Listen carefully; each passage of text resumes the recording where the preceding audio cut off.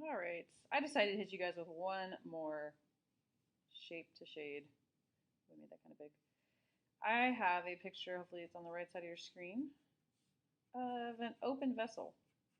What we're going to talk about right now is only just that there's a difference between something that is a solid shape and something that is either a cup, a vase, a bowl, whatever. The story's the same here. The light's coming from this side. I'm very quickly going to go ahead and shade in the side of my cylinder. I'd like you to do the same when I'm done. I'm going to do this a little quick and dirty because I don't want to spend forever on this, but concepts are the same, right? It should be light on one side where the light source is, should be dark on the other side. There should be no outlines. As you work your pencil in different directions, it should always work with the curve of the shape. It should never be flat, straight lines if you're working across the curving part of the body of the object. And clean up your edges. So I'm working on cleaning up where my shading is. So there we go. Noticing the cast shadow, light's coming from this direction, it's hitting that side, which means my cast shadow, has to go this way. So I like to pull that, I like to think about it touching the lowest part of the object. There's my shadow. I also encourage cast shadows to be really dark because as we work on still lifes in here, we will have the lights off in the room and we will have a light or some sort of spotlight on the objects. So that makes really strong cast shadows.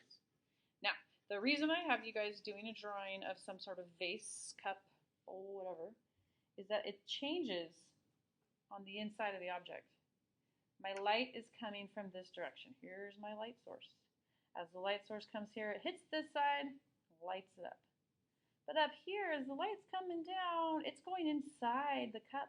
So what is it hitting? It's hitting in here. This side, inside that bowl or vase or whatever the heck this pipe thing is, it's going to be light over here. Notice it in the picture. So now what I need to do is shade this side dark. Whenever you're drawing anything that's open on the inside, you need to make your shading the opposite. So I'm going to go ahead and make it really dark over here because as the light comes down, it can't hit there. That wall is not facing it, so it's going to stay dark. Okay? And then I'm working my shading across here really light. It's bright there. This is a really strong shadow, so if I were actually drawing a perfect still life, I would make that kind of angle like I see right in front of myself.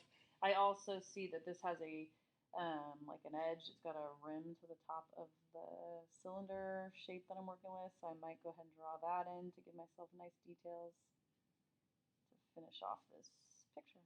Okay? Don't forget, we always have a horizon line, even if you can't necessarily see it. I like to see horizon line because it defines your space, so go ahead and shade that background in, etc. Making this really dark over here.